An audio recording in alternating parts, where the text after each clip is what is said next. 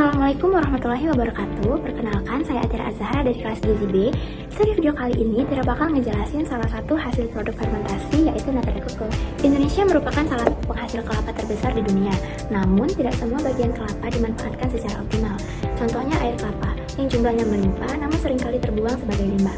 Padahal, dengan teknologi fermentasi, air kelapa dapat diolah menjadi produk pangan berkualitas tinggi. Berdasarkan dari jurnal Mariyati et al. 2020 tentang teknologi pengolahan nata de coco dari limbah air kelapa sebagai upaya meningkatkan nilai ekonomi pada Kawiti Mentari di Desa Wiono.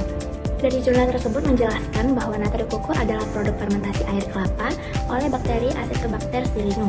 Produk ini berbentuk padat, putih transparan, kenyal, serta kaya serat pangan yang bermanfaat bagi kesehatan. Selain menyegarkan, nata de coco juga bernilai ekonomi yang tinggi.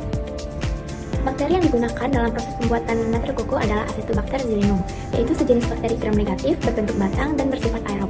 Bakteri ini mampu mengubah glukosa menjadi selulosa dalam bentuk nanofiber. Dalam proses pembuatan nata de coco, maka pertama yang harus kita lakukan adalah membuat starter atau bibit bakteri. Dengan menyiapkan kelapa, kemudian air kelapa disaring dan dipanaskan. Setelah air kelapa tersebut mulai mendidih, tambahkan gula pasir, bubuk ZA food grade sebagai sumber nitrogen, dan asam cuka sebagai pencipta suasana asam. Setelah itu, larutan didinginkan, dan setelah larutannya mendingin, dimasukkan bibit Acetobacter stylinum. Campuran tersebut kemudian dituangkan ke dalam nampan plastik bersih, ditutup rapat dengan kertas atau plastik, dan dibiarkan selama kurang lebih 10 hari. Selama proses ini, bakteri mengubah glukosa menjadi lapisan selulosa tebal yang kenyal, yaitu nata de coco.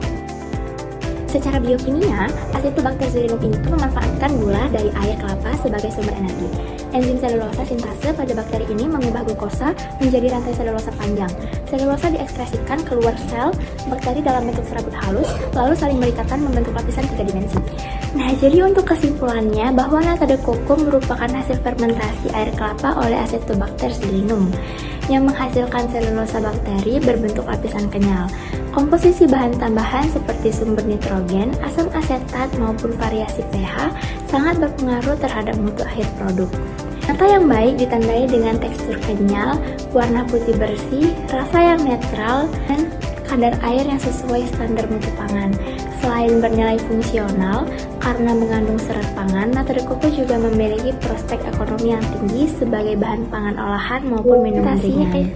Sekian penjelasan yang bisa Tira sampaikan berdasarkan dari jurnal tersebut. Semoga bermanfaat. Thank you for watching. Bye-bye.